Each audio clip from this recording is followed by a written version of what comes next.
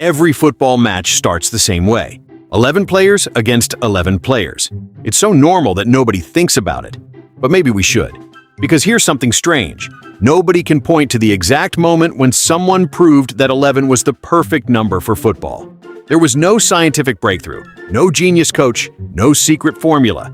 And yet, more than a century later, the entire sport still revolves around that number. Why? Why not 10? Why not 12? Why does the world's biggest sport begin with exactly 22 players standing on the pitch?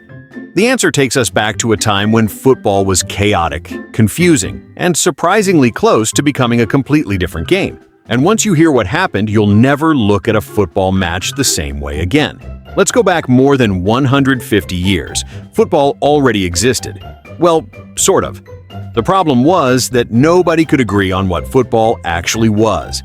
Every school had its own version. Every town had its own rules. Travel a few miles, and you might find people playing what looked like a completely different sport. Some teams used more players, others used fewer.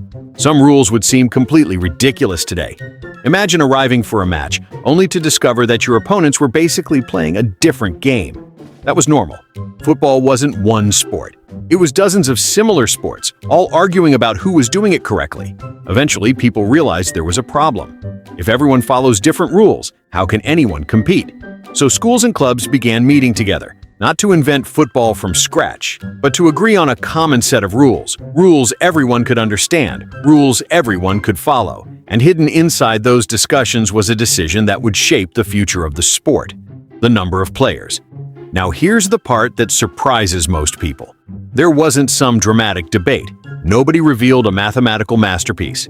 Nobody arrived with the perfect football formula. In fact, many of the schools and clubs helping shape the early rules were already using teams of 11 players. It wasn't necessarily the only reason the number survived, but it almost certainly helped. No secret, no revolutionary discovery, just a number that many people were already familiar with.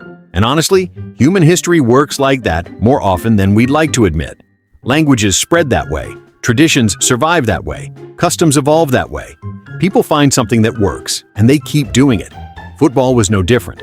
As the official rules spread across Britain and eventually around the world, the numbers spread with them. 11 players became the standard. And once something becomes standard, people stop questioning it. But then, something unexpected happened. Whether by design or by accident, the number seemed to fit the game remarkably well. Match after match, season after season, year after year, there were enough players to defend, enough players to attack, enough players to create space, enough players to close space. The game felt balanced. Modern versions of football with fewer players often create larger spaces and faster transitions. Versions with more players can make the pitch feel crowded. That doesn't necessarily explain why 11 was chosen in the first place, but it may explain why nobody felt a strong need to change it.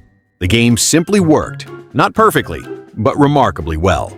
And then came the ultimate test: time. Football changed constantly. The offside rule changed. Substitutions appeared. Yellow cards arrived. Red cards arrived.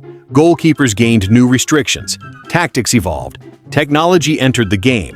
VAR arrived and gave millions of fans a brand new reason to shout at their televisions. The sport kept changing, again and again and again. Yet through every revolution, one thing remained: 11 players. Every generation inherited the number. Football evolved dramatically around it, yet there was never a compelling reason to replace it. Because the game kept finding balance there. Attack versus defense, space versus pressure, structure versus chaos. The rhythm of football continued to revolve around that balance. And that's what makes this story so fascinating. One of the most important numbers in the world's biggest sport wasn't chosen because somebody discovered perfection. Nobody knows exactly why 11 won. What we do know is that history helped put the number there. And football never found a reason to move away from it. Maybe it was tradition.